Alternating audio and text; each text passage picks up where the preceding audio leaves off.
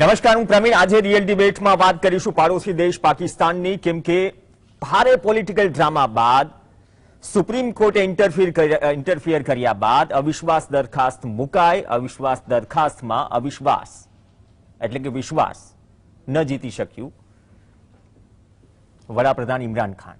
ઇમરાન ખાનની પાર્ટી સત્તાથી દૂર થઈ. ઇમરાન ખાન વડાપ્રધાન પદેથી દૂર થયા. લાંબા સમય સુધી ઠેલાવતા ગયા ઇમરાન ખાન કે અવિશ્વાસ પ્રસ્તાવ ન યોજાય.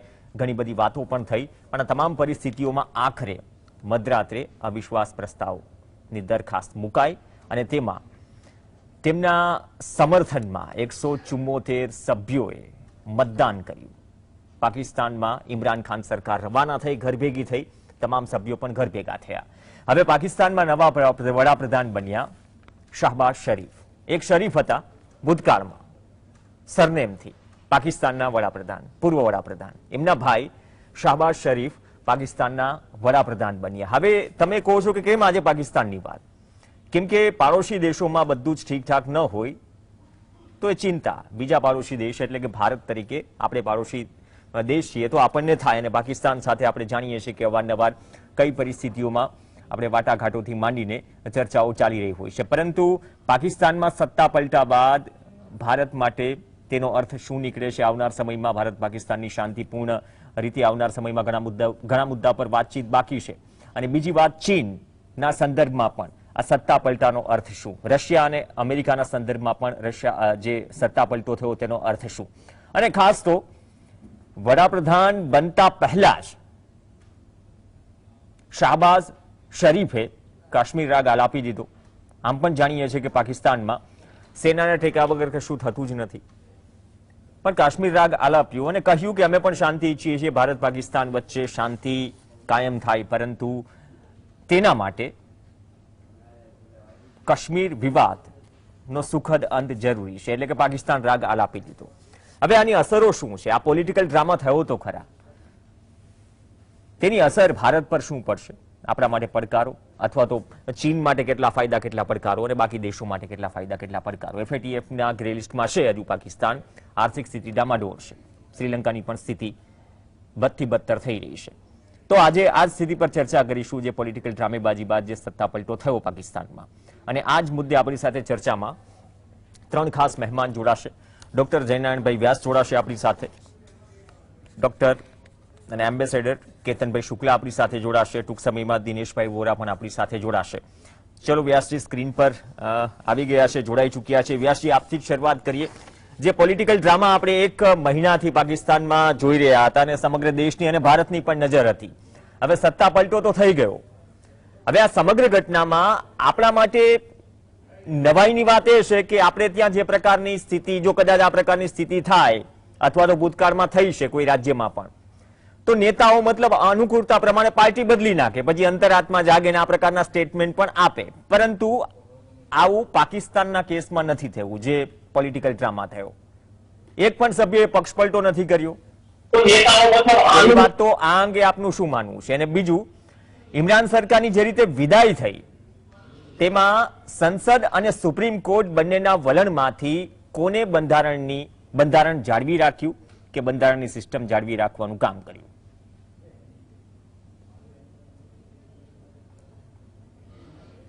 વ્યાસજી, એક એવો અભૂતપૂર્વ દાખલો છે જેનો આપણે ઉલ્લેખ કર્યો, પણ એ વિશે થોડી વાર રહીને વાત કરીશું. મૂળ વાત એ છે કે ઇમરાન ખાન જે પાકિસ્તાનના વડાપ્રધાન હતા, તહેરીકે ઇન્સાફ પાર્ટી એમની પાર્ટીનું નામ છે, એમને પાકિસ્તાનના ઇતિહાસમાં આ પહેલો બનાવ છે કે જ્યારે પ્રમુખને અવિશ્વાસના મત થકી, અવિશ્વાસની દરખાસ્ત થકી ઘરભેગા કરવામાં આવ્યા છે. ઇમરાન ખાન 23 પાકિસ્તાની વડાપ્રધાનોની લાંબી હરોળમાં સ્થાન પામ્યા છે. જોકે 3 વર્ષ ઉપરાંત એમણે ખેંચ્યું એ ઘણા બધા પાકિસ્તાની પ્રમુખો વડાપ્રધાનને એ ખેંચવાનો લાવો નથી મળ્યો. એટલે એ રીતે જોઈએ તો ઇમરાન ખાને ઇનિંગ્સ તો પ્રમાણમાં સારી રમ્યા, પણ એ હિટ વિકેટ થયા એ પણ એટલી જ હકીકત છે. એટલે ઇમરાન ખાનની 23 પુરોગામીઓમાં એમના હોદ્દાની મુદત પૂરી થાય તે પહેલા ગાદી પરથી ઉતારી દેવાતા, એ વાત સાચી. પણ મહદઅંશે આ માટે મિલિટરીનો બળવો કારણભૂત હતો. જે ઉપરાંત દેશની શક્તિશાળી ઇન્ટર સર્વિસીસ ઇન્ટેલિજન્સ ISI તરીકે જેને આપણે ઓળખીએ છીએ એનો હાથ પણ मेरा હતો. फोटो नहीं आ रहा उसमें।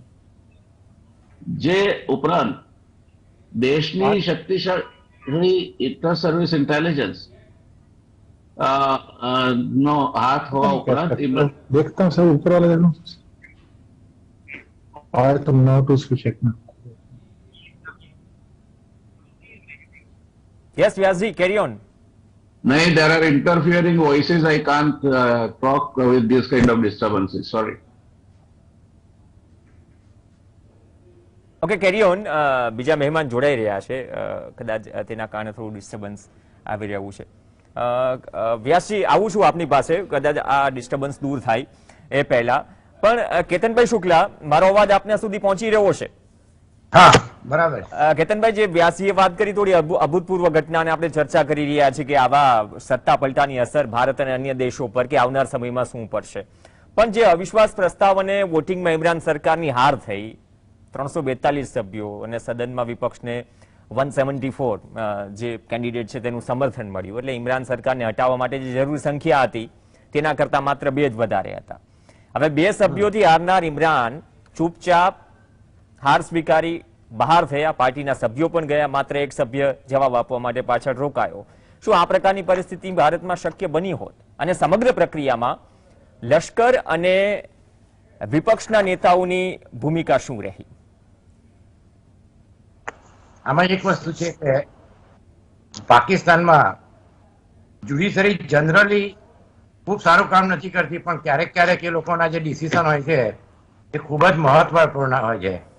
એટલે આમાંથી એક વસ્તુ શીખવા જેવી છે કે લોકશાહીના જે 4 સ્તંભ ગણાય છે એમાંથી 2 મીડિયા અને જ્યુડિશરી પાકિસ્તાનમાં સારા એવા એક્ટિવ છે અને એ લોકોએ બહુ મહત્વનો ભાગ ભજવ્યો. આમાં આપણે જોઈએ તો જે આ પ્રોબ્લેમ ઊભો થયો, આમ એક ઐતિહાસિક ઘટના બની હતી. જિયાઉલ હક જ્યારે પાકિસ્તાનમાં એમણે મિલિટરી કૂ કર્યો ત્યારે ત્યાંના ચીફ જસ્ટિસ મિયાભાઈ હતા, એ આપણા ગુજરાતી હતા. હું સાકની એક મિટિંગમાં હતો ત્યારે એ બધા દરેક જે આપણા ચીફ જસ્ટિસ લાહોટી અને દરેક જણા હતા એ ભૂતાનમાં આવ્યા હતા. તેમનું એટલું બધું રિસ્પેક્ટ હતું. તો એ જે એમણે મળ્યા ત્યારે એમણે વાત કરી કે મને એ લોકોએ ત્યાં સુધી એને એ ચીફ જસ્ટિસને કહ્યું જિયાઉલ હકે તમને જેલમાં પૂરી દઈશું, એ કે ગમે ત્યાં હું તમને સોગંદવિધિ નહીં કરાવું. એટલે આ તો એક બહુ પહેલાની ઐતિહાસિક ઘટના છે.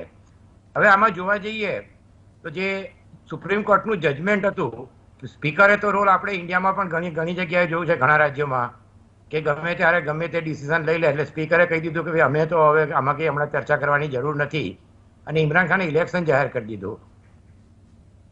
જે એમપીસ છે એમનો આયારામ ગયારામ જેવું થોડું તો થયું જ છે, કારણ કે ઇમરાન ખાનના જે 24 હતા એ સપોર્ટ કરવા તૈયાર નહોતા.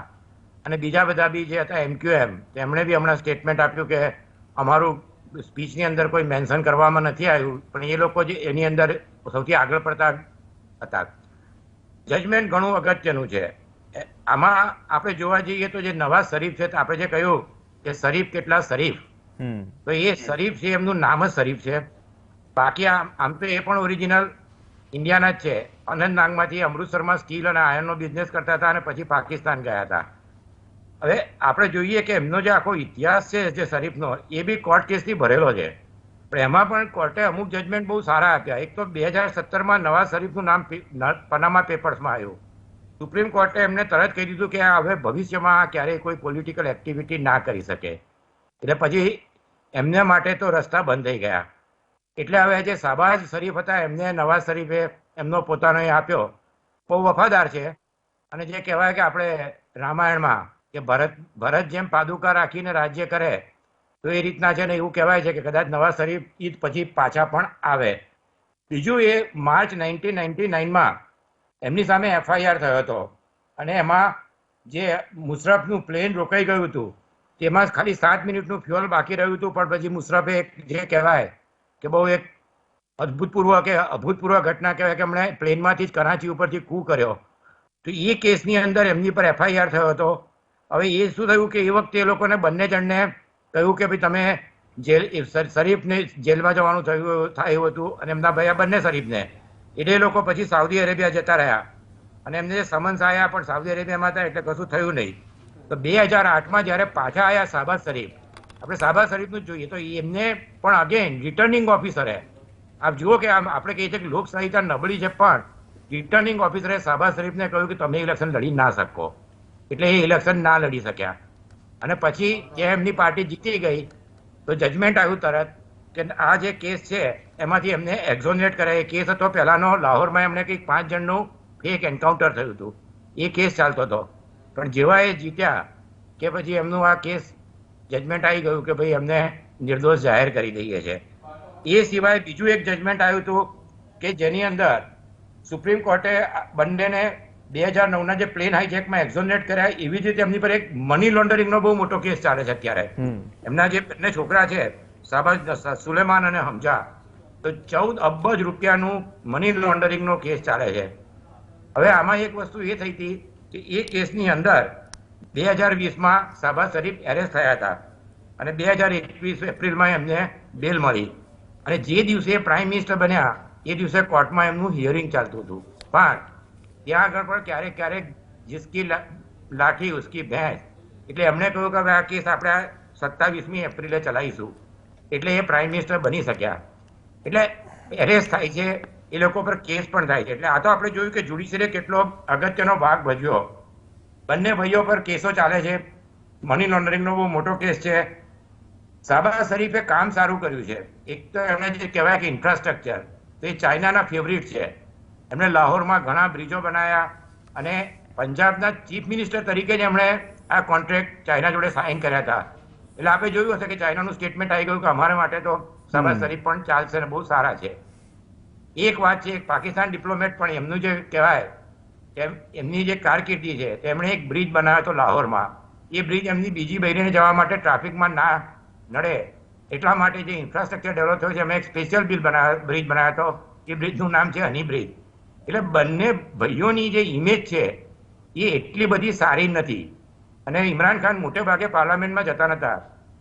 એવું કહેતા હતા કે I don't like to sit with looters and thieves, એટલે કે લૂંટારા અને ચોરો જોડે બેસવાનું મને ગમતું નથી. આ વાત થઈ જ્યુડિશિયરીની, પણ જે જ્યુડિશિયરીએ જે જજમેન્ટ આપ્યું તેમાં તારીખ પે તારીખ એવી વાત ના થઈ.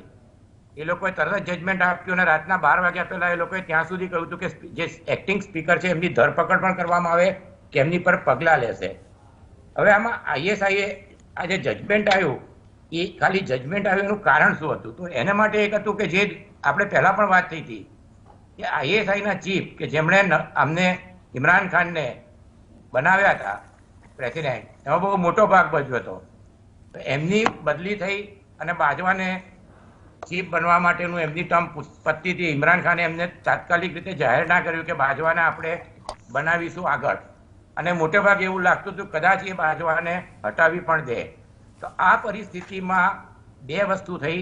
એક તો IMFની જે લોન હતી એ લોન $6.5 બિલિયન પહેલો ટ્રેન્ચ આવવાનો હતો ફેબ્રુઆરીમાં. તો જેવો $1 બિલિયન ટ્રેન્ચ રિલીઝ થયો કે તરત જ અવિશ્વાસનો પ્રસ્તાવ રજૂ થયો. અને બીજી વસ્તુ એ થઈ કે બાજવાને લાગ્યું કે મને કદાચ ખસેડી નાખશે, તો એમણે ઇમરાન ખાન પરથી હાથ હટાવી લીધો. એક બીજી એક આ વસ્તુ જોવા જેવી છે કે પાકિસ્તાનમાં મીડિયા અને જ્યુડિશિયરી સારું કામ કરે છે, પણ ત્યાં જ્યારથી પાકિસ્તાન બન્યું ત્યારથી પ્રેસિડેન્ટ પ્રાઇમ મિનિસ્ટર ત્રીજી ચીફ ઓફ આર્મી સ્ટાફ એ જે પોસ્ટ ઊભી કરી, સૌથી પહેલા 58માં થયું હતું કે પાકિસ્તાનની જે પાર્લામેન્ટ હતી એને ભંગ કરી હતી, અને પછી અયુબ ખાન બેસી ગયા હતા, એ પછી જિયાઉલ હક બેસી ગયા. એટલે પાકિસ્તાનના આર્મીનું કન્ટિન્યુઅસ, આપણે ત્યાં એક સારી વસ્તુ શું છે કે જનરલી મોટે ભાગે આપણું આર્મી ક્યારે પણ પોલિટિક્સમાં ઇન્વોલ્વ થતું નથી. ઇવન માણેક શાહની બધા જે આપણે જૂના જે ચીફ ઓફ આર્મી સ્ટાફ હતા એ લોકોને ક્યારે આપણે કરિયપ્પા, બે ફિલ્ડ માર્શલ, ક્યારે પણ કોઈ પોલિટિકલ સ્ટેટમેન્ટ કરતા આપણે જોયા નથી. હમણાં ક્યારેક સ્ટેટમેન્ટ આવે છે, પણ જનરલી આપણું આર્મી પોલિટિક્સથી એકદમ દૂર રહ્યું છે.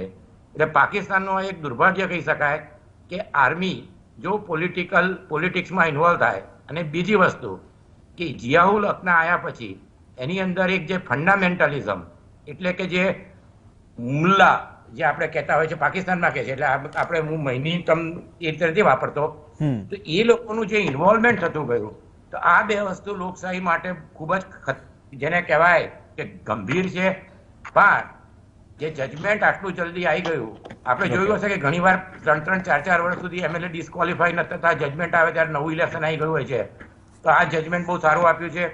સાથે સાથે એમણે પહેલા પણ શાહબાઝ શરીફને 2020માં પણ જેલમાં મોકલી દીધા હતા. કેસ 27મી એપ્રિલે આવી રહ્યો છે. મોટે ભાગે એવું લાગે છે કે કદાચ એમને કંઈક બ્રીથિંગ સ્પેસ આપી દે, પણ જો એ જજમેન્ટ જો ફરી કંઈક એમની સામે આવે તો આપણે કહી શકીએ કે દુનિયાની કોઈ પણ લોકશાહી સારી લોકશાહીના પ્રમાણે ત્યાંની કોર્ટે વર્તન કર્યું છે. ઓકે, ઇમરાન ખાને જે કર્યું એમાં ઇમરાન ખાનની એક સૌથી મોટી ભૂલ એ થઈ ગઈ કે એમણે જે સ્ટ્રક્ચરલ રિફોર્મ કરવા હતા એ કર્યા નહીં, અને એમના જે સ્ટેટમેન્ટ હતા તો કોર્ટે એમને એ પહેલા પણ વોર્નિંગ આપી કે તમે આવા એ બી પણ જો એક બહુ મોટી ઘટના છે કે કોર્ટે ઇમરાન ખાનને કહ્યું કે તમારા જે વક્તવ્યો છે એ લોકશાહીમાં પ્રાઇમ મિનિસ્ટરને શોભારૂપ નથી, કે જે બહુ મોટી વસ્તુ કહેવાય.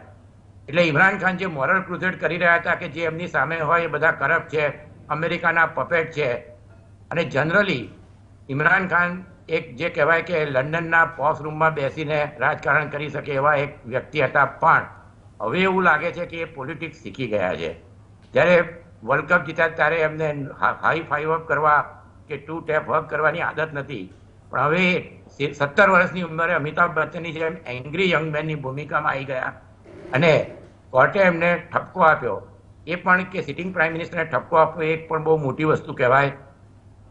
અત્યારે જોવા જઈએ તો ચાઇના ખુશ છે, એમને કંઈ બહુ ફેર પડતો નથી. રશિયાનો આમાં કંઈ બહુ મોટો રોલ રહેવાનો નથી. તાલિબાનમાં પાકિસ્તાનનું મહત્વ થોડું ઘટતું ગયું છે, અને આર્મીવાળા બહુ થોડા ઘણા પરેશાન છે. એટલે હવે એવું કહી શકાય કે કદાચ પાકિસ્તાનની બલુચિસ્તાન અને તાલિબાન બોર્ડર પર પરિસ્થિતિ થોડી બગડે, કારણ કે જે લોકો છે એમાં જે શહેરમાં રેલી થઈ છે, કરાચી, લાહોર, પેશાવર, દરેક જગ્યાએ સારી એવી સંખ્યામાં લોકો આવ્યા છે, અને એમાં પણ મોટે ભાગે યુવકોએ બહુ આગળ પડતો ભાગ લીધો છે. એટલે ઇમરાન ખાન જે કહેવાય કે એમણે 2 પ્લેન્ક લીધા છે, એક તો વેસ્ટ સામે કે આપણે અમેરિકાના ગુલામ નથી, અને બીજી વસ્તુ કે ઇસ્લામના, એટલે આ એક બી છે કે ધર્મ ખતરે મેં હે. એ જે પ્લાન છે એ એમણે પકડી લીધો છે. એ પણ એક કહીએ કે લોકશાહી માટે થોડું ગંભીર વસ્તુ કહી શકાય. એમણે ઇસ્લામ ફોબિયા માટે જે ઓઆઈસીમાં સ્ટેટમેન્ટ આપ્યા હતા એ પછી પણ જે સ્ટેટમેન્ટ આપ્યા છે, એટલે આ 2 પ્લાન્ક ઉપર એ કરશે. ઓકે, હવે આપણે આગળ એ જોવાનું રહ્યું કે એક તો આ જો કોર્ટ એપ્રિલમાં શું જજમેન્ટ આપે છે, પણ આઈએસઆઈનો રોલ બહુ જ અગત્યનો છે. ત્યાં આર્મી જ મોટે ભાગે જેના ઉપર એમનો હાથ હોય, મુશરફ પર મુશરફને આર્મીનો સપોર્ટ હતો. મુશરફ આપ લોકોને ખબર હશે કે ભારતીય ઓરિજિનના હતા અને મુજાહિર કહેવાય, છતાં એમણે પ્લેનમાંથી કૂ કર્યો અને પ્રેસિડેન્ટ બની ગયા. એટલે આર્મી જેને સપોર્ટ કરે એ આવશે. ઇમરાન ખાનના આર્મી જોડેના સંબંધો છેલ્લા 6 મહિનાથી બહુ ખરાબ થતા ગયા હતા. આ પહેલા બેનજીર ભુટ્ટોના ખરાબ થયા હતા, જે શરીફ પોલિટિક્સમાં આવ્યા અને એમને આગળ લાવવામાં એનું એક કારણ હતું કે બેનજીર ભુટ્ટો અને જિયાઉલ હકના સંબંધો બહુ જ ખરાબ હતા. એટલે પાકિસ્તાનમાં ઇલેક્શન પછી શું થાય એ બહુ અગત્યનું વસ્તુ રહેશે કે લોકશાહી ત્યાં જાય તો આપણે માટે સારું છે. એક રીતે ઇમરાન ખાન આપણે માટે સ્ટેટમેન્ટો બહુ એટલા બધા આપ્યા નહોતા કે જે શાહબાઝ શરીફે આપવાના શરૂ કરી. પહેલા પણ એમણે આવા સ્ટેટમેન્ટો આપ્યા છે કે કાશ્મીર 370, આ બધી વસ્તુઓ એમના સ્ટેટમેન્ટ છે. પણ સાથે સાથે આપણે એ પણ જોવું જોઈએ કે હવે ઇલેક્શન આવતે વર્ષે, એટલે સ્ટેટમેન્ટો વધતા જશે. પણ ઇમરાન ખાન ઓવરઓલ આ બંને કરતા જે કહેવાય ભુટ્ટો કે જરદારીને લોકો મિસ્ટર 10% કહેતા હતા, આ બંને ભાઈઓ પર તો કરપ્શનના કેસ છે જ. તો કમ્પેરેટિવલી એમની ઇમેજ થોડી જે કહેવાય એ ઓનેસ્ટ ની હતી.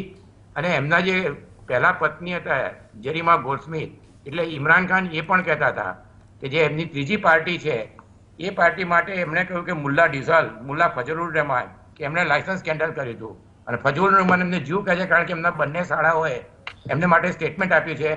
એમાંના જે જેડ ગોલ્ડસ્મિથ છે એ આપણી ઇન્ડિયા જે કહેવાય કે ઇન્ડિયા માટેનું એક જે આખું ત્યાં એસોસિએશન છે એના કો ચેરમેન છે.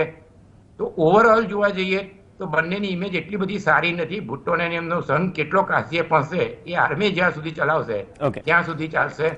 બાકી બીજી અમેરિકાની બધી વાત આપણે આગળ પછી ઓકે ને એ આર્મી ના સપોર્ટ સિવાય તો પાકિસ્તાનમાં શું સ્થિતિ હોય રાજકીય આપણે જાણીએ છીએ. વ્યાસજી, આપ શરૂઆતમાં ટેકનિકલ ડિસ્ટર્બન્સના કારણે જવાબ કમ્પ્લીટ નહોતા કરી શક્યા, પણ આ ઉથલ પાથલના કારણો પણ આપ આગળ વધારો, જે વાત આપણી પહેલા સવાલમાં નહોતી થઈ શકી. પ્રવીણભાઈ, એવું છે કે જે મારે વાત કરવાની હતી જી, એ બહુ જ કોમ્પિટન્ટલી, એબલી અને with utmost precise details doctor Ketan શુક્લાએ કરી છે. એટલે when you already have somebody who has excelled in his presentation, દર્શક મિત્રોનો આમે આપણે સમયથી પાછળ ચાલીએ છીએ, જી, તો સમય બરબાદ કરવાની કોઈ જરૂર હું જોતો નથી. કેરી ઓન. ઓકે, તો એક બ્રેક માટે રોકાઈશું. બ્રેક બાદ સેકન્ડ રાઉન્ડ વ્યાસજી પાસે જઈશું અને જે વાત કરી કે અહીંથી આગળ વધીએ તો હવે જો સત્તા પલટો થયો હશે, એ સત્તા પલટા બાદ ભારત પર શું અસર, જે ચીને સ્ટેટમેન્ટ આપ્યું ગ્લોબલ ટાઈમ્સે, જે કહ્યું કે ભાઈ પાકિસ્તાન સાથે તો સંબંધો સારા રહેશે, વધુ સારા થશે, કોઈ ફરક નહીં પડે આ સત્તા પલટાથી. દિનેશભાઈ વોરા પાસે પણ જઈશું અને વ્યાસજી પાસે પણ જઈશું અને બાકીના મુદ્દા પર વાત કરીશું. પાકિસ્તાનમાં સત્તા પલટો અને તેની અસરો પર ચર્ચા કરી રહ્યા છીએ. ચર્ચા આગળ વધારીએ. વ્યાસજી પાસે જો એક સવાલ કરું, તેની અસર ભારત પર શું થશે, પહેલા દિનેશભાઈ વોરા પણ આપણી સાથે જોડાઈ ગયા છે. બ્રેક પહેલા ટેકનિકલ ઇસ્યુના કારણે વ્યાસજી સાથે થોડી ઘણી વાત થઈ શકી, વધુ વાત ન થઈ શકી. કેતનભાઈ પાસે વિસ્તૃત જવાબ લીધો. दिनेश शहबाज शरीफ जो मतलब कि पंजाब प्रांत के मुख्यमंत्री भी रह चुके हैं, नवाज शरीफ के भाई भी है, चीन ने कहा इस डेवलपमेंट के बाद कि भाई जो केतन भाई ने भी बात की कि दोनों देशों के बीच रिलेशन और अच्छे होंगे। ग्लोबल टाइम्स ने भी कहा कि सत्ता परिवर्तन का असर पाकिस्तान के साथ रिश्तों पर नहीं पड़ेगा। इसी के मद्देनजर अमेरिका और रशिया के साथ आने वाले वक्त में पाकिस्तान के रिश्ते को आप किस तरह से देख रहे हैं? सभी पैनलिस्ट को नमस्कार। थोड़ी तकनीकी डिफिकल्टी थी तो उसकी वजह से मैं माफी चाहता हूं, जुड़ नहीं पाया आपसे जी। आपका प्रश्न तो बहुत वाजिब है। पाकिस्तान में सरकारें तो बदलती हैं, व्यवस्थाएं बदलती हैं, चेहरे बदलते हैं, लेकिन नीतियों में ज्यादा परिवर्तन नहीं होता है। चीन के प्रति जो उनकी नीति है वो कई दशकों से बिल्कुल सेम चली आ रही है, चाहे वो शहबाज हो या इमरान खान हो, उसमें कोई फर्क नहीं आता है। और उनके पहले जो स्टेटमेंट होते हैं वो चाइना के प्रति ही अपनी वफादारी को साबित करते हैं, इसमें कोई शक वाली बात नहीं है। इमरान खान जब से आए और लास्ट में कुछ हफ्तों के अंदर उनके जो स्टेटमेंट्स आए, खास तौर से अमेरिका के बारे में, उसको लेकर पाकिस्तान की जो एडमिनिस्ट्रेशन थी उसके अंदर काफी ज्यादा नर्वसनेस थी। कारण ये था कि अल्टीमेटली आपको रेस्क्यू करने वाला IMF है, लोन देने वाले ADB और वर्ल्ड बैंक हैं, और वो अमेरिका के प्रभुत्व में है, जबकि ADB जापान के प्रभुत्व में आता देखा जाए। बाजवा इस बात को समझ रहे थे कि अमेरिका के बारे में इस किस्म की जो बातें इमरान खान ने अपनी एक स्पीच में कही थी, जहां पर एक हकलाते हुए, हिचकिचाते हुए नाम भी लिया, नाम भी नहीं लेना चाहते थे, तो कहीं ना कहीं उसको नोट किया गया। दूसरा बात, हमारे केतन भाई विदेश सेवा में रहे हैं, भारत के राजदूत रहे हैं। जब भी दो देशों के संबंध होते हैं तो उसमें केबल्स इशू हुआ करते हैं। जब केबल्स इशू होते हैं तो केबल सीक्रेट होते हैं, उनको इतनी जल्दी आउट कभी नहीं किया जाता है। एक मर्यादा होती है, एक लक्ष्मण रेखा होती है कि अगर कोई बातचीत हो डिप्लोमेटिकली किसी उनके राजदूत की, इनके राजदूत की, या उनके विदेश मंत्रालय के ऑफिशियल्स की और यहाँ के विदेश मंत्रालय के ऑफिशियल्स की, ये चीजें लीक नहीं की जाती हैं। बहुत सारी अप्रिय बातें भी होती हैं और बहुत सारी प्रिय बातें भी होती हैं, लेकिन वहां पर एक मर्यादा की जाती है, जिसकी मर्यादा को मुझे लगता है कि इमरान खान ने तोड़ा, और जो एक डिसेंसी इन डिप्लोमेसी होती है उसको उन्होंने वायलेट किया, भंग किया। अमेरिका इस बात से नाराज हुआ कि जिस ढंग से ये छीछलदारी हुई है टोटल मिला के, वो उसका जो गुस्सा था या उसका इजहार था वो बिल्कुल ठीक था। इस बात को तुरंत शहबाज शरीफ ने भी पहचाना और कमर बाजवा ने पहचाना। और कमर बाजवा का जो स्टेटमेंट आता है बीच में, वो इस रूप में आता है कि अमेरिका के साथ हम अच्छे रिलेशन रखना चाहते हैं। अब बात फिर वही ट्रेड की आती, ट्रेड उनसे है, और बाकी जो तुम्हारे रिलेशनशिप, पहले रूस चले गए, वहां जाके पता नहीं क्यों चले गए, समझ में नहीं आया, और चाइना के कहने बगैर खुद गए हैं, लेकिन कहीं ना कहीं पाकिस्तान की जग हंसाई बहुत हुई है। बहुत सारे निर्णय इमरान खान के, जिसे केतन भाई ने बिल्कुल सही कहा, मैं व्यास जी को सुन नहीं पाया था बीच में, तब तक तकनीक का व्यवधान था मेरे साथ में, कि कहीं ना कहीं इमरान खान ने बहुत सारे वक्तव्य ऐसे दिए जो नाराज करने वाले भी थे, नासमझी वाले थे, कहीं कहीं अहमकाना भी थे, वो देखा जाए तो बहुत अहंकार भी था उसके अंदर। एक बात जो मुझे हैरान किया, जो मैंने अपने बहुत सारे अपने वक्तव्यों में और अपने एपिसोड्स में भी कहा, कि जिस ढंग का डिफाइंस था इमरान खान का अपनी इंस्टीट्यूशन के प्रति, सुप्रीम कोर्ट के प्रति, और खासतौर से जो उनके जो खासतौर से स्पीकर थे असद कैसर और डेप्यूटी स्पीकर सादिक सूरी, जब वो वहां पर एक पोस्ट पर बैठकर एक बात करते हैं, उनकी नेशनल असेंबली पार्लियामेंट में बात करते हैं कि मेरी वफादारी ले दे के इमरान खान के लिए, ना कि पाकिस्तान की आवाम, कॉन्स्टिट्यूशन या मुल्क के लिए, तो मुझे बहुत शॉकिंग लगता है उस मामले में कि इंस्टीट्यूशंस का इतना डिग्रेडेशन कि आप उस कुर्सी के ऊपर बैठकर बात कर रहे हैं। आज दोपहर को जो बातें निकल के आई प्रवीण जी, वो मुझे और भी शॉक किया, जो इंडिया के बहुत सारे टेलीविजन चैनल पे, पाकिस्तान के चैनल्स पे थी, और पाकिस्तान के बहुत सारे वहां पर स्टेटमेंट आते हैं, जो पत्रकार आते हैं, कि रात को 9 बजे कुछ वहां पर ड्रामा होता है इस्लामाबाद में, 9 तारीख की बात कर रहा हूं, और वहां पे इमरान खान को फैज हमीद के द्वारा थप्पड़ मारा जाता है। मैं इसको कंफर्मेशन में नहीं ले रहा हूं, ये हो सकता है अनकंफर्म्ड है, लेकिन ये बातें आज पूरे पाकिस्तान के अंदर फैली हुई है कि इमरान खान को रात को थप्पड़ मारा गया आईएसआई चीफ के द्वारा, जो अपने आप में शायद मुझे लगता है कि पाकिस्तान के इतिहास में एक प्रधानमंत्री के साथ इस किस्म के व्यवहार, अगर ये ठीक है तो, लेकिन मैं इसको कंफर्म नहीं कर सकता, मेरे पास कोई कंफर्म न्यूज नहीं है, लेकिन इंडियन टेलीविजन चैनल्स के ऊपर और पाकिस्तानी टेलीविजन चैनल्स के ऊपर ये एक प्रोमिनेंट न्यूज बन के आती है। रही बात शहबाज शरीफ की, तो शहबाज शरीफ की जो टोन है वो वही टोन रहेगी जो पहले के प्रधानमंत्रियों की रहेगी। आते सारी उन्होंने सबसे पहले भारत से रिश्तों की बात तो कही, लेकिन साथ में कश्मीर का राग छेड़ दिया। दरअसल कश्मीर का राग छेड़ना उनके लिए जरूरी है, क्योंकि वो कश्मीर की बात नहीं करते तो बात आगे बढ़ नहीं पाती और वहां पर अप्रिय हो जाते हैं। भारत ने इसको उसी रूप में लिया है, विदेश मंत्रालय ने, जिस ढंग से पहले के प्रधानमंत्री जो पाकिस्तान के आते रहे हैं या चीफ आते रहे हैं, कि हां कश्मीर एक मुद्दा है। और मैं भी इस बात को आज समझ के चलता हूं कि कश्मीर, अगर सच को मैं शब्द यूज नहीं करना चाहता हूं, Kashmir is just like a Israel Palestine problem right now, कि जो शायद कभी हमारे बीच से जाएगी नहीं।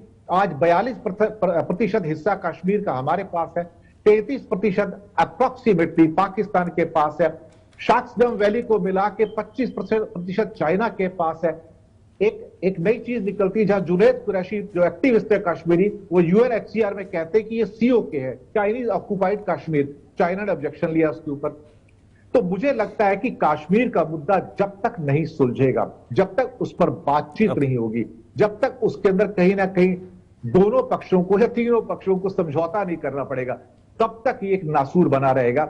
और किसी भी पाकिस्तान के प्रधानमंत्री या उनके जो भी प्रमुख आते हैं, उनसे ये उम्मीद करना कि वो कश्मीर के मुद्दे को उठाकर कारपेट के नीचे डाल देंगे, मैं नहीं, बिल्कुल बिल्कुल भी नहीं समझता। पाकिस्तान की समस्या एक नहीं है, पॉलिटिकल इंस्टेबिलिटी थी, साथ में इकोनॉमिक उनकी इंस्टेबिलिटी है, वो भारी डेट में है, मुश्किल से 10-12 बिलियन डॉलर का उनके पास फॉरेन एक्सचेंज का भंडार है, इंपोर्ट सर्जिंग है, वो उसी दिशा में आगे बढ़ रहे हैं जिसमें आज श्रीलंका खड़ा हुआ है।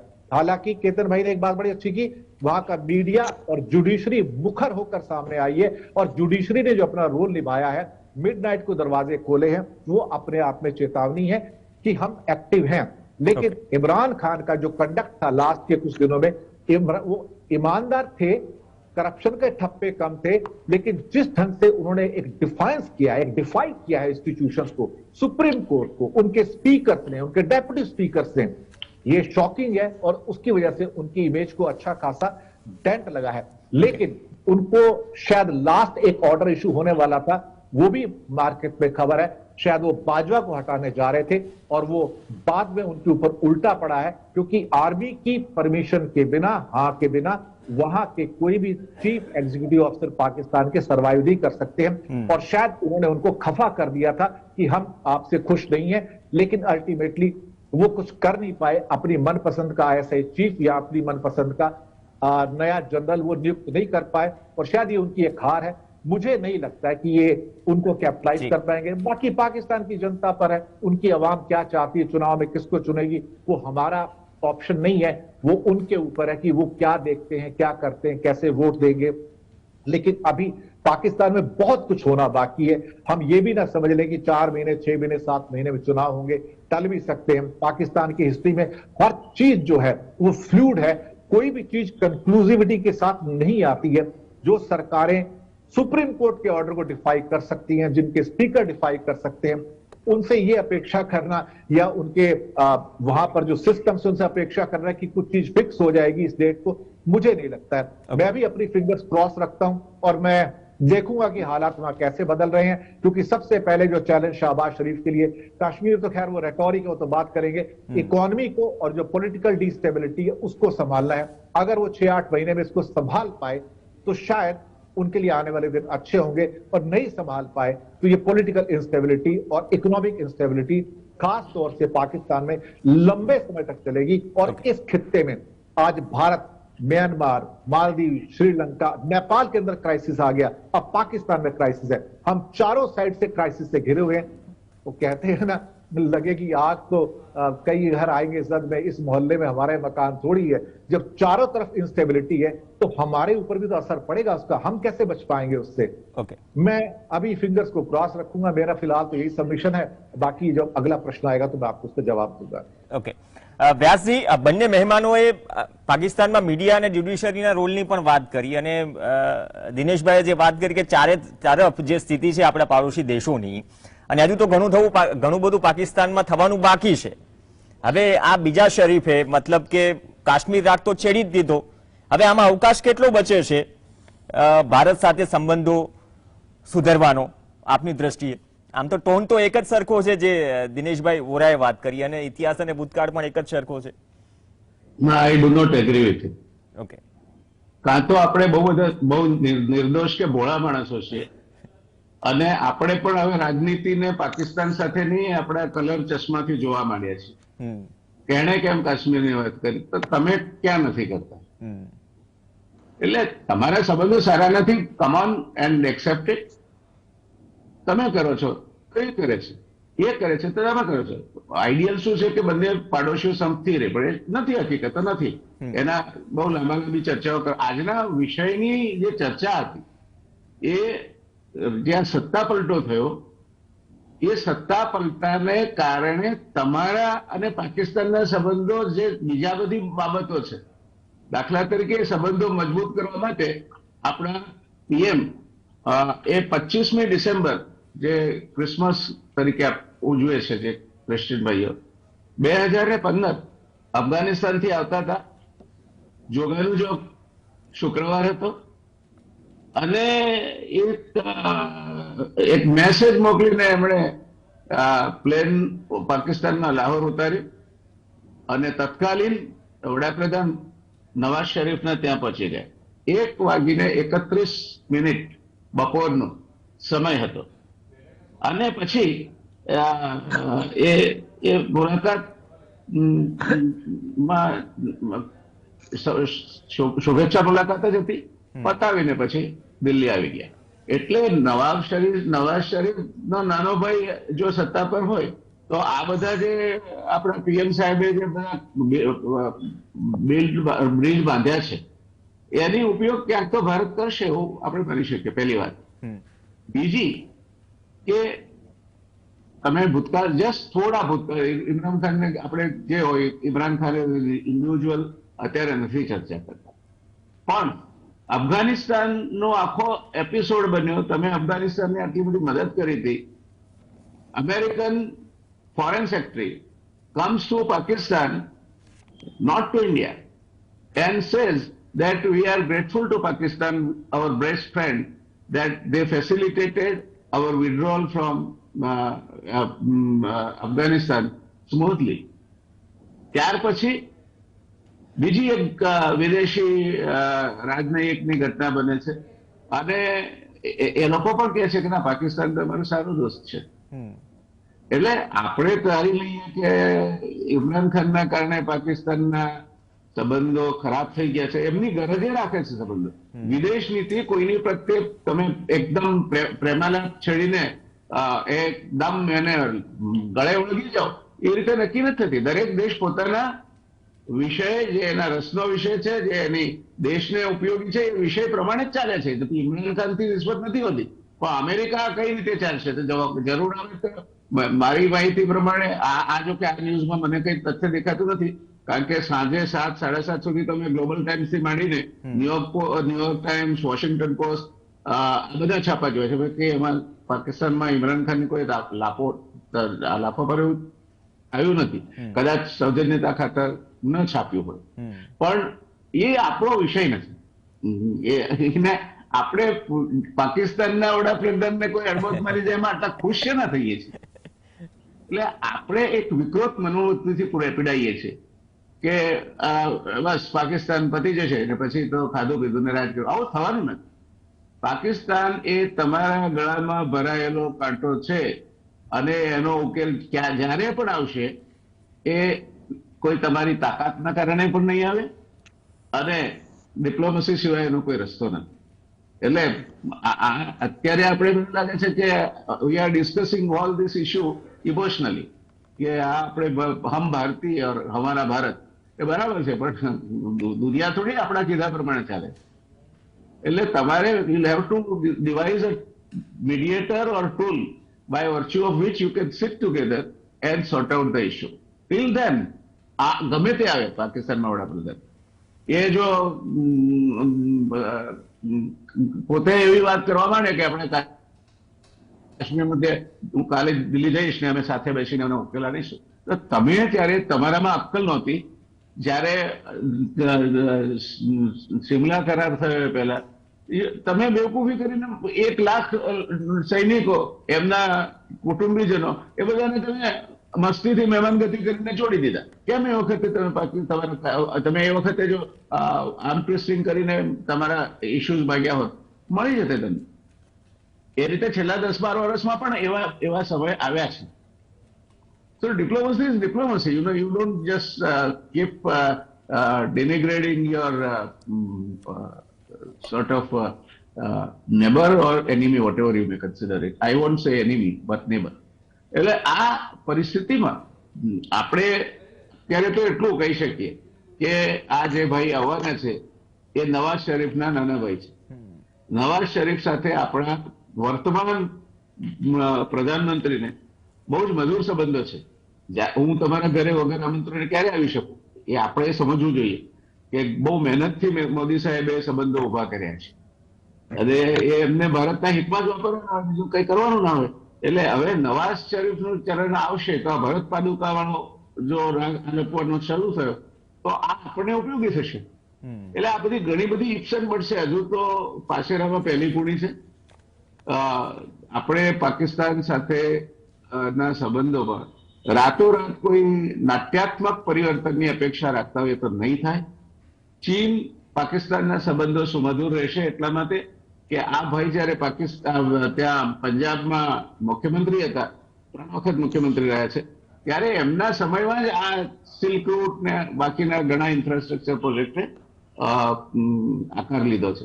એટલે એમના ચીન સાથેના સંબંધો સારા છે ને ચીનના એમની સાથેના સંબંધો સારા છે.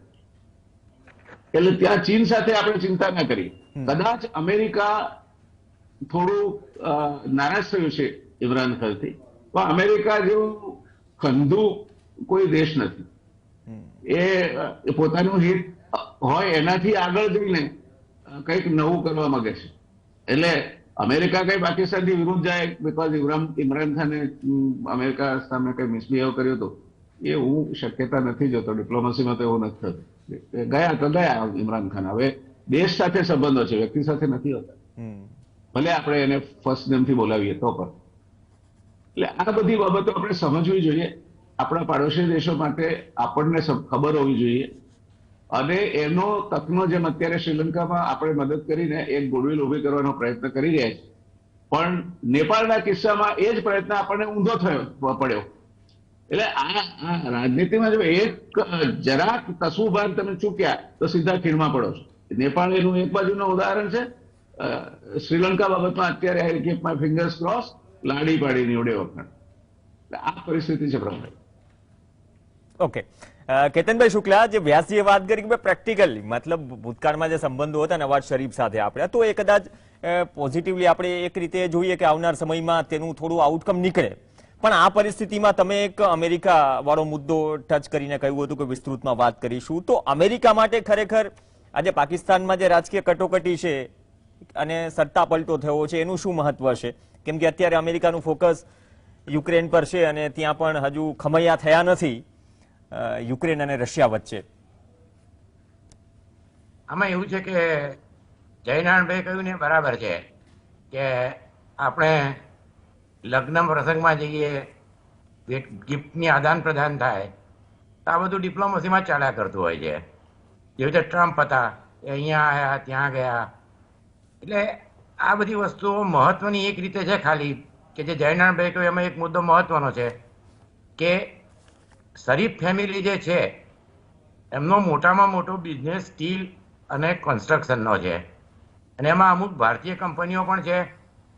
આપણે આ મીડિયાના બી અમુક જણા ત્યાં આગળ, એટલે જે કહેવાય ઇકોનોમી, એને લીધે સંબંધો થોડા સારા થઈ શકે. પણ જે રિટોરિક છે કે બોલવા ચાલવાની ભાષામાં તો કોઈ બહુ વધારે ફેર પડશે નહીં. આપણે એ પણ યાદ રાખવું જોઈએ કે કારગિલ થયું ત્યારે નવાઝ શરીફ જ બેઠા હતા, પછી એમણે કહ્યું કે મને ખબર નથી ને મારી પીઠમાં મુશરફે છરો ભોંકી દીધો. એટલે આ બધી વસ્તુ એવી છે. બીજી એક વસ્તુ એ છે ડિપ્લોમસીમાં ઇમ્પોર્ટન્ટ કે આપણે કાયમ માનીએ છીએ કે 65 અને 71માં ભારતે શું કર્યું, કેમ ના લઈ લીધું, પણ રશિયાનું ભયંકર પ્રેશર હતું. એટલે એક બહુ અગત્યની વસ્તુ સૌથી મોટી ડિપ્લોમસીમાં એ છે કે આપણે જે માનતા હોઈએ છીએ કે આમ કેમ ના થઈ શકે, તો આપણું પોતાનું કે જે જયનારાયણભાઈ બી કહે છે, હું પણ ઘણી વાર કહું છું, દિનેશજી બી કહે છે કે આપણું પોતાનો પાવર ઇકોનોમિક, ફાઇનાન્શિયલ અને ડિફેન્સમાં કેટલો છે એના ઉપર જ આ બધી વસ્તુઓ નિર્ભર કરતી હોય છે. એટલે આપણે જે પહેલા જે થયું એમાં પાકિસ્તાન તો આપણે કાયમ રહેવાનું જ છે. જયનારાયણજીએ કહ્યું કે શ્રીલંકા અને નેપાળ, તેમ નેપાળ અને માલદીવ એમાં આપણા અનુભવ બહુ સારા નથી. અફઘાનિસ્તાનમાં આપણે ડૂબી ગયું છે. એટલે પાકિસ્તાનમાં આપણને બહુ ફાયદો થાય એવું લાગતું નથી. અમેરિકા માટે બહુ ઇમ્પોર્ટન્ટ નથી હવે. તો અમેરિકાના પણ આજે જે સ્ટેટમેન્ટ છે એ લોકોના ફોરેન મિનિસ્ટ્રીના અને એના કે પાકિસ્તાનની જોડે સંબંધો થોડા કૂણા થયા છે. એટલે એનો અર્થ કે એ લોકોનું પણ એવું માનવું છે કે જો ચાઇના રશિયામાં જે ઇમરાન ખાન જેટલા હતા એટલા આગળ આ લોકો ના વધે તો એમને માટે સારું છે. એકવાર અફઘાનિસ્તાનથી નીકળી ગયા પછી અમેરિકા માટે પાકિસ્તાન એટલું બધું ઇમ્પોર્ટન્ટ રહેતું નથી. પણ જે લેટર છે લુનો, ડેપ્યુટી સેક્રેટરી, એટલે આપણા મિનિસ્ટર ઓફ સ્ટેટ જેવા કહેવાય, તો એ લેટર ઇમરાન ખાને બતાવવો ના જોઈએ, પણ મરતા ક્યાં ન કરતા, એટલે એમણે આ કહ્યું છે. પણ એક રીતે એ વસ્તુ પાકિસ્તાનના લોકોના જનમાનસમાં કોતરાઈ જવાની છે કે અમેરિકાએ આમાં કોઈક તો રોલ પ્લે કર્યો છે અને એ વસ્તુ હવે 23ના ઇલેક્શનમાં મહત્વની રહેશે. ઓવરઓલ જયનારાયણભાઈ કહે છે પ્રમાણે આપણે ઇમરાન ખાન માટે જે કંઈ વાતો થતી હોય કે ના થતી હોય એવી તો આપણે ત્યાં પણ ઘણી જાતની વાતો થતી હોય છે. પણ ઇમરાન ખાન પઠાણ છે અને એમને જો લાફો માર્યો છે તો એમણે પેલાને લાફો માર્યો નહીં એવું મને ખબર ન હોય. એ બહુ બધી વસ્તુ ગૌણ છે. પણ ઓક્સફર્ડ એજ્યુકેટેડ અને સારા સ્ટેટમેન્ટ આપતા હતા.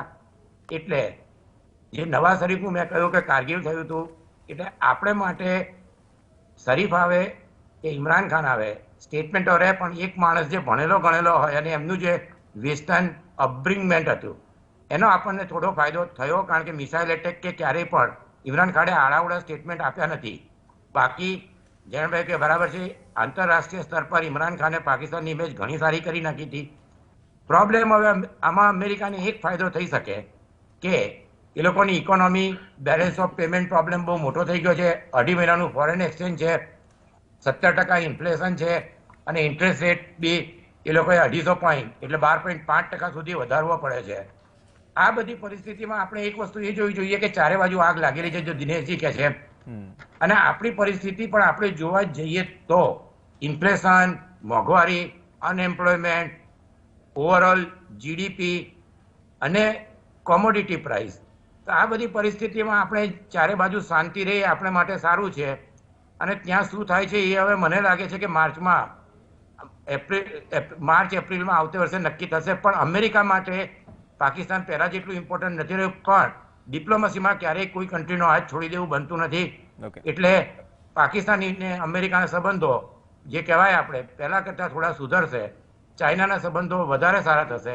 રશિયા માટે અત્યારે પાકિસ્તાનને જે ઇમરાન ખાન ગયા હતા એ પણ એક વસ્તુ ઓઇલ માટે ગયા હતા. એટલે એ વસ્તુ કદાચ શાહબાઝ શરીફ પણ એમને માટે પણ સૌથી મોટો પ્રોબ્લેમ ઇકોનોમી છે. એટલે રશિયા જોડે પણ સંબંધ સારા રહેશે. પણ મને એક વસ્તુ લાગે છે કે જે બોર્ડર પર તાલિબાન છે ત્યાં આગળ હવે પેશાવરની એ બાજુ જો બખાડા થશે એ પાકિસ્તાન માટે થોડું મુશ્કેલ રહેશે. અને એક રીતે ઇમરાન ખાનને બ્લેસિંગ ઇન ડિસ્ગાઇઝ છે કે આ એક વર્ષ સંભાળવાનું હતું એ હવે શાહબાઝ શરીફ કેવું સંભાળે છે. બાકી આ પરિસ્થિતિમાં દુનિયામાં ઘણા દેશોમાં કેન્યા, શ્રીલંકા, સુદાન દરેક જગ્યાએ ઉથલ પાથલ થવાની શરૂ થઈ છે. તો ઇકોનોમી સરખી નહીં કરે તો આ જે આમાં કહેવાય કે ઉલુમાંથી ચૂલમાં પડ્યા જેવું થઈ શકે એવી પરિસ્થિતિ છે. પણ આપણે માટે કંઈ બહુ ખાસ ફેર नहीं पड़े. ओके दिनेश भाई वोरा, जैसे मतलब केतन भाई ने बात की तो अमेरिका के साथ तालिबान का भी मतलब जिक्र कर दिया, लेकिन चीन के लिए पाकिस्तान में कौन जरूरी है? क्योंकि हम काफी चीजों पे दोनों देशों की प्राथमिकता पे बात करते हैं, चीन Pakistan economic corridor, silk route, investment की बात करते हैं, तो मतलब वो हित भी जुड़े हुए हैं.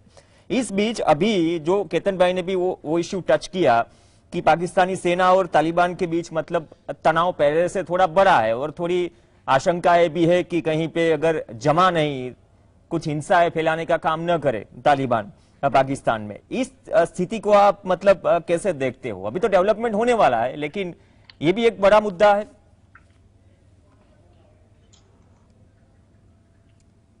दिनेश जी, आप अपनी ओर से अनम्यूट कीजिए आपको.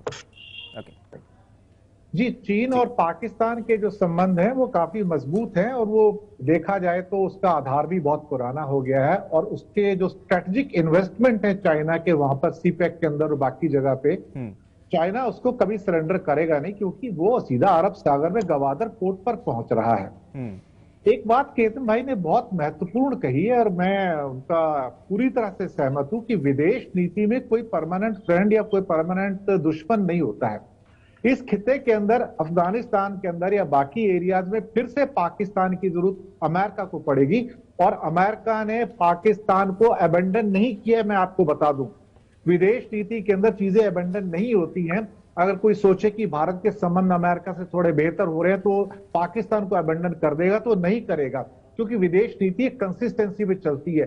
थोड़े बहुत वेरिएशन आते हैं, लेकिन अंदर से कोई ये कहे कि पाकिस्तान के अमेरिका से संबंध बिगड़ गए, बिल्कुल नहीं. जहां तक चीन की बात है, तो चीन की जो स्ट्रेटेजिक इन्वेस्टमेंट है सीपेक में, जो कि गिलगिट बाल्टिस्तान के इलाके में से हो जाती है, जो पीओके का अपर इलाका इसको कहलाते हैं, जिसको वो कभी उसको अबेंडन नहीं करेगा, बल्कि वो अपने उसको आपको और स्ट्रेंथन करेगा. लेकिन श्रीलंका की तरह क्या हुआ कि चाइना ने इन्वेस्टमेंट कर करके उसको एक डेट ट्रैप में ले लिया है. अब वो उसके शिकंजे से बाहर निकल नहीं सकता. दुनिया के बहुत सारे देश ऐसे हैं जो उसके डेट ट्रैप में हैं और Pakistan is one of them. लेकिन पाकिस्तान की जो स्ट्रेटेजिक इंपॉर्टेंस है चाइना के लिए बहुत ज्यादा है, क्योंकि उसके सहारे वो अफगानिस्तान में जाता है. आज मैं आपको बताऊं कि अफगानिस्तान के जो माइंस हैं, जहां पे जो उनके प्रेशियस छोटे वाले मिनरल्स होते हैं, लिथियम टाइप के, जो बाकी पैलेडियम टाइप के, वो वहां पर बहुत ज्यादा है. और बिना फॉर्मल बहुत बड़े संबंधों के China is having the lease of large number of mines in the Afghanistan to get those precious resources, to create those so called precious metals कह सकते हो, मिनरल्स कह सकते हो, जिसके ऊपर उसका आज 70% आधिपत्य है. और एक बात और बताऊं, जो गिलगिट बाल्टिस्तान का इलाका, जो ऑलमोस्ट 75% का इलाका होता है पूरे पीओके का, उसके अंदर भी ये सारे प्रेशियस मिनरल्स हैं, जिसके ऊपर नजर चाइना की है और दुनिया उसको देख नहीं पा रही है. ये एक तरीका है. तो चाइना के लिए इस टाइम अफगानिस्तान बहुत इंपॉर्टेंट है. उन प्रेशियस मेटल की वजह से रास्ता चाइना से, पाकिस्तान से होके जाता है. और अमेरिका भी अबेंडन नहीं करेगा, क्योंकि कुछ नहीं पता इस खित्ते में कब अमेरिका वापस आए और उसको फिर से चाइना अपना पाकिस्तान की हेल्प लगे, खासतौर से सेंट्रल एशिया और अफगानिस्तान के ऊपर आधिपत्य के लिए. देखिए, विदेश नीति ऐसी चलती रहेगी. लोग आएंगे, लोग जाएंगे, कोई चेहरे जाने से कोई ज्यादा फर्क नहीं पड़ता है. लेकिन चाइना जिस किस्म की ग्रिप अपना रहा है, वो ग्रिप हमारे हिस्से के लिए, इंडिया के लिए थोड़ी चिंतादायक जरूर है. क्योंकि चाइना की बढ़ती प्रेजेंस अफगानिस्तान में, पाकिस्तान के अंदर अगर हमें चिंता नहीं देगी तो किसको देगी? क्योंकि हमारे रास्ते वहां पर कठिन होते हैं. केतन भाई ने और अच्छी बात कही थी कि वहां पर खासतौर से पाकिस्तान की जो इंस्टेबिलिटी इकोनॉमिक, ऑलमोस्ट 200 रुपए पे डॉलर है, उसके इन्फ्लेशन बहुत हाई है और उनके previous prime minister Imran Khan का कहना है कि मैं कोई आलू टमाटर के रेट फिक्स करने वाला प्राइम मिनिस्टर थोड़ी है, थोड़ा सा अजीब लगता है। लेकिन जहां तक विदेश नीति की बात है भारत के ऊपर, मैं अभी नहीं तो निकट भविष्य में कुछ असर होते हुए जरूर देखूंगा, क्योंकि अगर कहीं ना कहीं चारों साइड में हम घिरे हुए हैं, प्रॉब्लम है, असर तो होगा। इतने हम डिस्टेबलाइज नहीं है, क्योंकि इकोनॉमिकली और पॉलिटिकली इंडिया बहुत स्टेबल है इस टाइम, और उसका एक इन्फ्लुएंस भी है, अमेरिका में भी है, रशिया में भी है। चाइना अगर हिमाकत करेगा कुछ तो हम उसको जवाब देने में सक्षम भी हैं, लेकिन चाइना का जो पाकिस्तान के साथ जो नेक्सस है वो बहुत स्ट्रांग होता जा रहा है, और उस नेक्सस में हमें खतरा वहां से होके आता है। बल्कि एक चीज जोड़ दूं, पाकिस्तान के अंदर जो न्यूज आती है उसमें 3 बटालियन पाकिस्तान की ऐसी है जो बेसिकली चाइनीज बटालियन है, और पाकिस्तान के नाम से है वहां पर, जो गिलगिट बाल्टिस्तान के इलाके में सीपैक की सुरक्षा के लिए। तो चीजें इतनी सुंदर है नहीं, दिखती नहीं है, लेकिन अल्टीमेटली डिप्लोमेसी में एक ही रास्ता है, बातचीत का, डायलॉग का। और हमेशा भारत उस बात पे एम्फेसाइज करता है कि डायलॉग से चीजें बन सकती हैं, पड़ोसी तो बदल नहीं सकते हम, क्योंकि वो तो वहां से जाएंगे नहीं और हम भी नहीं जाएंगे। तो हमारे लिए हमारे सिर पर एक घंटी, तलवार, खतरा पहले भी लटका था, लटका है, आगे भी लटका रहेगा, और हमें डिप्लोमेटिकली उसको डील करने का एक तरह से साहस भी दिखाना चाहिए। एक बार फिर शुरुआत करनी चाहिए, शायद कोई खिड़की खुले, भारत और पाकिस्तान फिर से टॉकिंग टेबल पे आए, एटलीस्ट कुछ बातचीत शुरू हो, कुछ संबंध वापस शुरू हो, क्योंकि हमेशा डेड तो नहीं रहेंगे। क्योंकि जैसे केतन भाई हमेशा कहते हैं, डिप्लोमेसी में एक खिड़की हमेशा खोल के रखनी चाहिए, हमेशा बातचीत के लिए एक थोड़ी सी हवा आने दीजिए, ताकि कहीं ना कहीं कोई व्यक्ति ऐसा आएगा जिसके द्वारा मुद्दों को सुलझा पाए। पर भारत के लिए स्थितियां कोई बहुत ज्यादा पहले भी सुखद नहीं थी, आज भी सुखद नहीं है, चाहे पाकिस्तान के हवाले से हो या चाइना के हवाले से। ઓકે, તો બંને દેશો અને બંને દેશો સામે એના પડકારો મતલબ ભારત માટે એ અપેક્ષા રાખે કે ડાયલોગની વાત કરી તો એ ડાયલોગ થાય, કેમ કે વાતચીતથી માંડીને જે કંઈ પણ ભૂતકાળમાં થયું ભારત પાકિસ્તાન વચ્ચે, અને જે પણ પોઝિટિવ વ્યાસજીએ વાત કરી કે ભૂતકાળમાં જે રેપો ક્રિએટ કર્યો છે એનો જો લાભ મળે ભારતને વાતચીતના રૂપમાં, કેમ કે આ સમસ્યા રહેવાની, કેમ કે ચાઇનાનું નેક્સસ જે ભારત માટે પડકાર હતું જ અને હવે હજુ વધારે બની રહ્યું છે. આ તમામ પરિસ્થિતિઓમાં આ પોલિટિકલ ડ્રામા અને ઉથલપાથલ હજુ શરૂઆત છે પાકિસ્તાનમાં, તેની અસર ભારતને કેટલી પડશે આવનાર સમય નક્કી કરશે, અને નક્કી કરશે કે બંને દેશો તરફ ગંભીર મુદ્દે, કાશ્મીર જેવા ગંભીર મુદ્દે ખાસ તો ડાયલોગ, આ ડાયલોગ થાય છે કે નહીં.